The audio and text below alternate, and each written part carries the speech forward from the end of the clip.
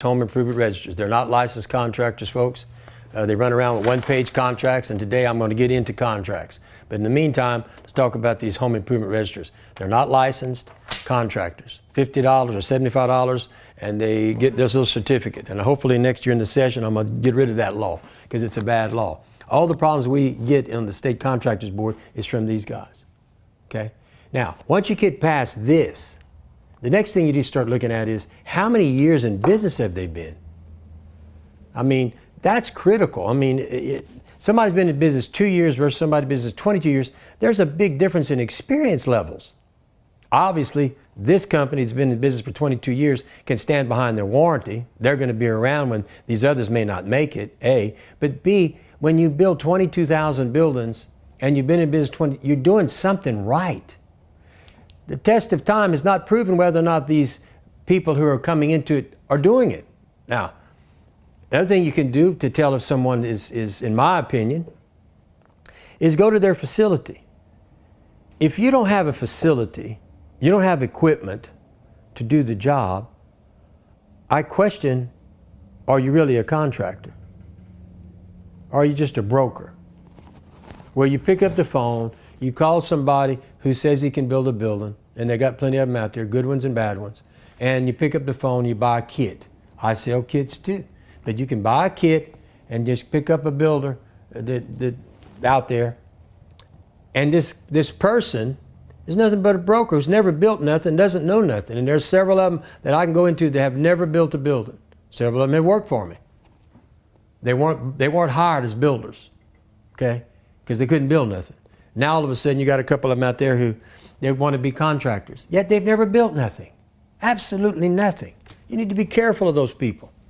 Now yesterday, we had a lady who made a comment about contracts. And that's Miss Michelle Meir. You know, and there's a reason your contract is 26 pages long, because you want to be sure that you can sue any customer who gets out of line. So I've decided today that I would go over the contract with you to show you what a contract is and why we have a contract, instead of these little one-page get in trouble contracts that don't hold nobody's feet to the water. Does not describe in detail what they're required to do. It's just a simple he said, she said piece of paper. And that's what Ms. Meir needs to understand. After being in the business 22 years, I, just like I improved all my buildings, have always tried to put a contract together that protects all parties. And a good attorney is going to tell you that I'm right. Instead of listening to somebody like Ms. Meir, let's go ask an attorney. Be assured, the attorney is going to say, Mr. Mallett's right. We should put down everything we agree to in writing. No verbal stuff should be allowed, because if you get into court, it's a he said, she said game. So with that, I'm going to show you my contract. First, let me tell you, if you want to check a contract out, be sure you go to the LSLBC website. Okay? You can do it on your phone. It's going to tell you everything you need to know. So this is a contract. I'll tell you on the back of the contract, we put a color chart of our metals. Okay? That's part of the package. The type of windows, the colors of the windows, the color chart on the roll-up doors, okay, the referral program, our insurance, our license certificate. That all is handed to you when you buy a contract. And I'm a licensed general and a licensed residential contractor. If you notice, my name is on the bottom of every certificate because I'm chairman of the board of the State Licensing Board. So that's part of the package. So we got past that informational packet that goes with the contract. Then we get to the contract. Here it is, okay? First page, it's important. Basically, if you have any issues before or after building is built, please follow these guidelines. Call or text Lee Mallett. This is a personal cell phone, he does respond. Or send an email to customer service. This email is monitored today and will be answered, okay? Not following the above may cause you to fall through the tracks, and we do not want this to happen. We want to take care of your customers' needs promptly. We're going to give you a copy of our referral program. Okay? It is a lot of pages, but there's other things besides just the contractual side. This is where you can earn $200. We build a building for you, and you show your building, and somebody comes, you fill this baby out, I'm going to send you a check for $200. Customer information. I got to have all the information so that we can, as licensed contractors, we know all this information, which is your name, project address, parish, county, cell phone number. This is contact information. Okay? Next page is the terms and conditions, builder's risk. If you want to buy builder's risk insurance, we can do that for you. There's a fee for that. that if you don't have homeowners insurance and you want to buy extra insurance, you fill this out and we get a policy for you. Okay? After you sign the contract, if you want to change anything, you must do it in writing with an addendum. Okay? Doesn't that make sense? And so far, I don't know why Ms. Muir thinks this is about suing someone, because it's not. It's informational. I'm trying to show you how the process works. Some might think that maybe she made that comment because I think she's trying to help Ranger Buildings, but I don't know that. But we'll just have to wait and see. Then we get terms and conditions of the contract. It's lengthy, but it covers every issue.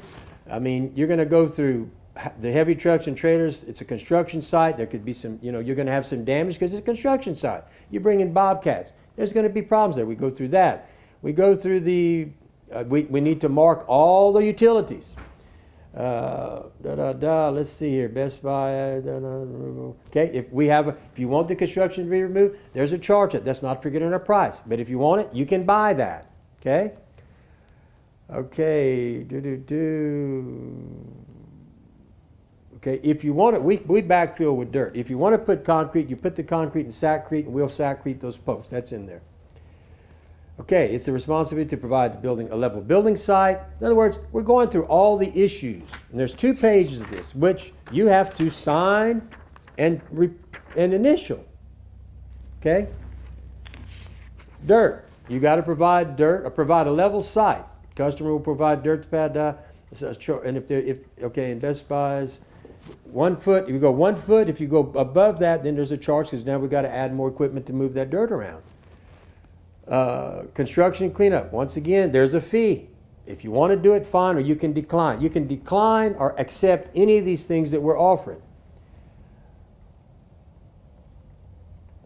Okay, depending on the site, on concrete, depending on your site, because I don't know what your site is. If we can't back a truck to your site, you're going to either have to have a pump truck or some Georgia buggies. Okay? It's in here. Not trying to hide nothing, just factually speaking. Some places you got to have a pump. Some places you got to have a Georgia buggy because you can't get access. You have to give me access. If you can't give me access to your job or to the building, then guess what? We've got to figure out a way to put it there. And there's only one way. Get that concrete in there. Read your contract carefully. Okay? Read your contract carefully. Any verbal agreement made between Mallett Buildings and the customer must be written on the face of the contract. Otherwise, the verbal agreement is null, no exceptions. I can't even do that. I won't even do that. All verbal agreements between Mallett Buildings and represent the customer have been documented on the contract. I've read, and then you signed it. You've read this. Okay, we have a customer consent where you authorize us to use the pictures. We're proud to build a building. We'll take those pictures for marketing purposes, and you sign that too. We get permission from you to do everything we do. Okay, you're going to get notice of design, which basically means you've signed. When we design a building, the designers are going to send them to you. Okay, it takes 15 days that we have for you to, and once you sign that, then we get all the engineered plans to you, whatever you need, and guess what? You get the permit, and the moment I get the permit, that's when I'm going to order the building. We also operate in Texas. In Texas, you have to have a wind load certificate in some places, and we're authorized. We have engineers on staff. We can take care of that for you too. Okay, tentative building schedule.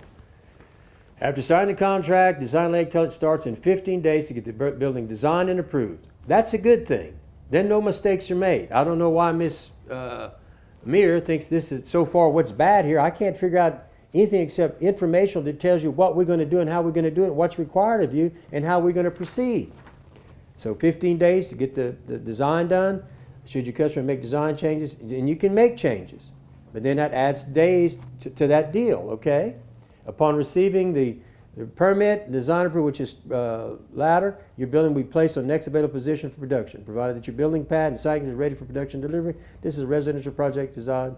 Permit could take a minimum of 90 days after design approval with the permit office. Some permit offices move fast, some move slow. But this is the tentative building schedule, and we go over it, and we sign it, and we agree to it. Okay? If you're from Texas, which we have the Texas windstorm certificate, there's an added fee to get that. This is something that Louisiana should do. Texas got smart years ago.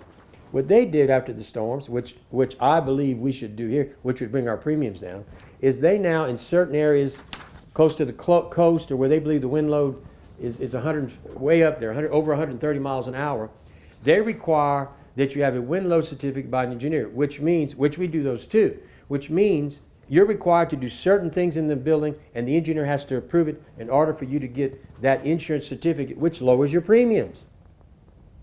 That's a good thing, but that's for the Texas customers. Okay, next sheet, page 8. Work performed on site, employees, contractors are not allowed to make any deals to perform any work that is not on the contract. That's what that's about. Building type. If you're buying a building, we want to know what type. Are you buying an accessory building, residential building? What are we doing here? That's what this is about. And we agree, it's an accessory building, if it's an accessory building.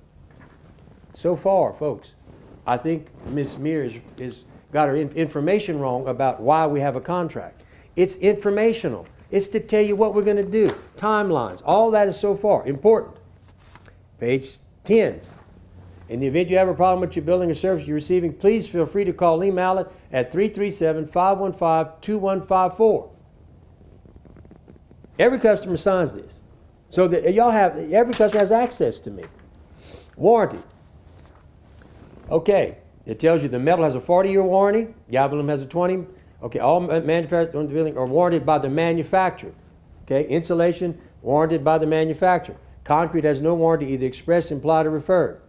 Okay, post protectors. This goes over the warranties.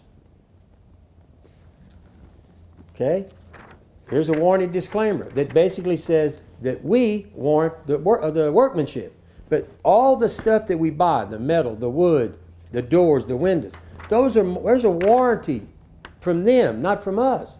Now, if I was manufacturing all that, yes, I would have warranties. But this disclaimer says I'm not warranting none of those products. Wall heights and door placements. This describes what's going to happen if you put your door on the side wall, in wall. Okay, very detailed. So there's no misunderstanding. Okay, about when we finish. Well, I needed 6 inches.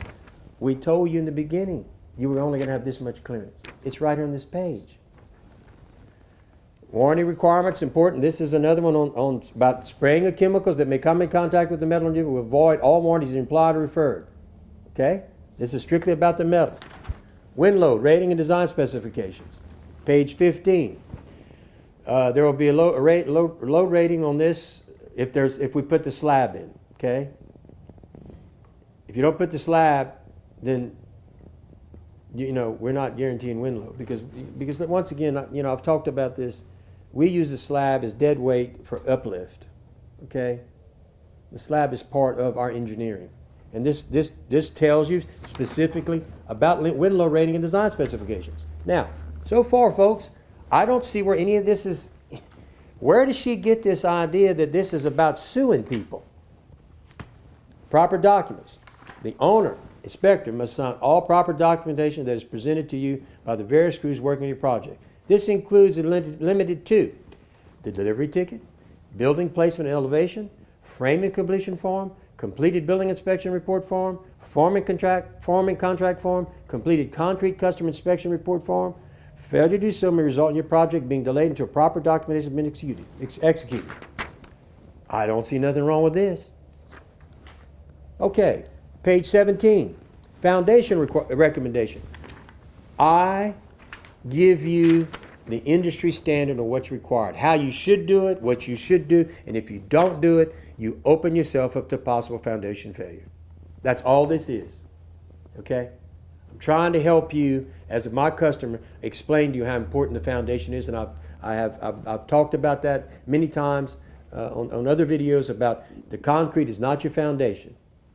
The pad that's compacted is the foundation that the slab sits on. And so that's what this page is about. Plumbing and or electrical. You can't put any plumbing or electrical work till I finish getting this thing formed. And if the plumbers go in and mess up the grade, they're required to put it back. Because I've already done my part of the contract. Okay? And people understand that. And we get it that people put plumbing and they put different things, but not until I finish the grade, and then whatever they do, they got to put it back. And then we pour the concrete. So people do put plumbing. People do electrical. As long as you understand, whatever they mess up, they're going to put back the way it is, because I've already done it. Okay, page 19, concrete finishing. Okay, we're going to go through all the steps about that, okay? And basically, we use, it's got to be present. I want you present there when we pour concrete. We don't get a second chance on concrete, okay? So I require you to be there, okay? You need to pick the kind of surface you want, tell the finisher. Now understand, all this that's going on, we're monitoring it from our office on our Arlo camera system. We do all our inspections from here. I can walk on the other side and I can pull up any job right now and see where the construction project is. When a construction project's finished or concrete, we're gonna say, let's go inside, shut the doors, make sure they're open and shut, tight seals, everything's working. That's all being recorded, okay? And so this goes over that. It also tells you, once again, about trough charges, Georgia buggies, things of that nature. If I can't get to the building, and let's say I got a 60-foot building, and I can back to it. I got to get that concrete, and I've only got one door on the 60-foot side. I got to get that concrete 60 foot down there. So they take out a trough. I don't make any money on troughs. I don't make any money on pump trucks. I don't make any money on that stuff. Okay? It's a direct cost because of the location of your building, and I can't get to it properly. That's all that is. Okay? So we cover that again. And once again, everybody has to sign and date. There's a concrete release form. In the event the owner inspector cannot be present during the concrete finishing phase of the project and authorize Mallett in writing to proceed, the said owner inspector is hereby identified. In other words, if you don't want to be there and you just want me to do it, you can't come back and say, well, I don't like it. I've seen that happen in 22 years. That's why that's in here. Don't you realize the reason all this stuff is in here is because after 22 years, I'm covering every possible problem that can happen, and we're going to cover it up front, not in the back end of the deal. Okay. Payments. As per the contract, we have scheduled payments. You make your payments timely, that's good. If you don't make your payments timely, there's a penalty. Okay? And that's the way it should be. I'm committed to doing my job, but you got to be committed to living up to your side of the contract. When I finish the building, once the inspection's done, I want my check. When I finish the forming, I want my check. If you choose to, and it doesn't happen at all, but it has happened. I don't know why, but some people don't realize that, hey, you need to make your payments. All right, next page, page 22. Important owner inspection. This goes over that you are the inspector. You need to, we want you to inspect every phase of the building we do with you. And we want you to commit to doing it by signing this. And it's only right that you be there to make sure that you like, when the crew finishes the building, hey, my window's open good. Hey, the right colors. Hey, I like, everything's good. I'm satisfied. Great. So what you're doing, you're agreeing to do that. I've included on page 20 the owner inspection checklist. This is the things that I want you to look for.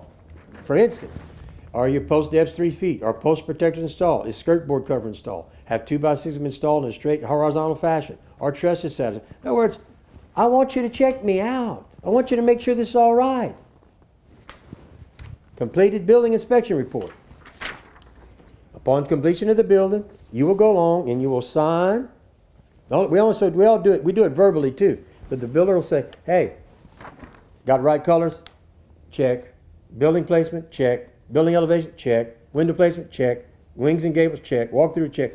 We want you to make sure that everything's good before the builder leaves, and that's called a completed building inspection report, which I require on every building I build. And it also says that you're 100% satisfied with the finished product and the building has been constructed as per the building contract. Every contract I have has these papers in them. Now tell me, Miss Meir, what so far is not good for the customer? We're laying everything out. We're going to the next one. Example now, the form finish.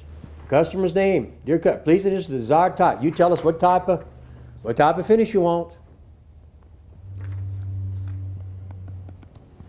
Then there's a concrete pour notification checklist for all customers where basically, is your concrete finish correct and what you asked for? Was there any damage done while pouring the concrete? We're going through an array of things to make sure you're satisfied. 90% of what this is to make sure that we are living up to the standards that we told you we would do. And we're asking you multiple times to verify it.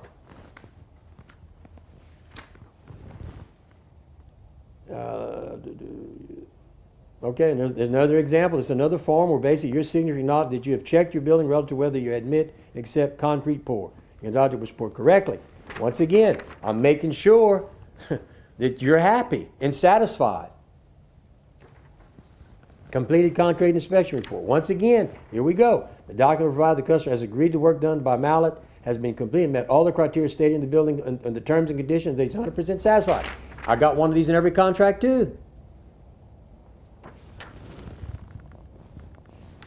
Very important. Page 29. We will not order your building until we receive the design approval signed and your permit. What's wrong with that? I'm at a loss as to why someone would make that kind of comment. But that's why I'm doing this. Straighten it up. Let's get it all on the table. Important. Building and concrete inspection confirmation. Another document that you're just confirming everything as per. Door handling chart. This goes, okay, you circle which way you want your door to go. Split building condition. What this means is we're telling you is if you have no roll-up doors, we're going to have to leave part of the building open to pour the concrete in the building. And we're telling you so that you're not surprised. Mark all door window locations and dimensions, including any gable extensions links. That's all that is. Another example of this is the customer information sheet. Most of this stuff is documents to notify you what we're going to do and how we're doing. Here's form from contract to sign. We go through prior to delivery, step by step. Prior to delivery, this is what's going to occur. It's spelled out. From contract, this is after delivery. Here it is. Now, the only two pages that are missing is the actual contract checklist and the actual first page of the contract. The rest of it, folks, is information that you need and that I need to give you. Okay? This person making that comment is way out of line. I just went through the majority of this. There's only 2 pages, which would be the actual contract that you would sign and the actual checklist about the building. Then this is attached to everything. That's a little better than this 1-page stuff, isn't it? Take this to an attorney, my contract, and my competitor's contract, and say, what do you think? He said, you better do business with that guy with all those pages. He's telling you everything. He's trying to help you. He's trying to explain to you how this process works. This guy, you have no idea what he's up to or what he's going to do. Here, it's a well understood deal. Here, it's wide open. So, and on top of that, the other thing we do now, when we bid a building, I've absolutely made a specification sheet. So when I give a bid, my guys are required to give you the specification sheet on the 3 types of buildings we sell. Okay? And I give this to you so that if you want to get a bid, which is fine, make him initial that he's going to give you the same thing as me, apples to apples. Because I will beat him, I'm telling you, I will beat him by $1,000 every day, all day long. Most of the time, like I talked about yesterday, because they made some comment, yeah, we posted, yeah, he's at $34,999, we're at $32,999. But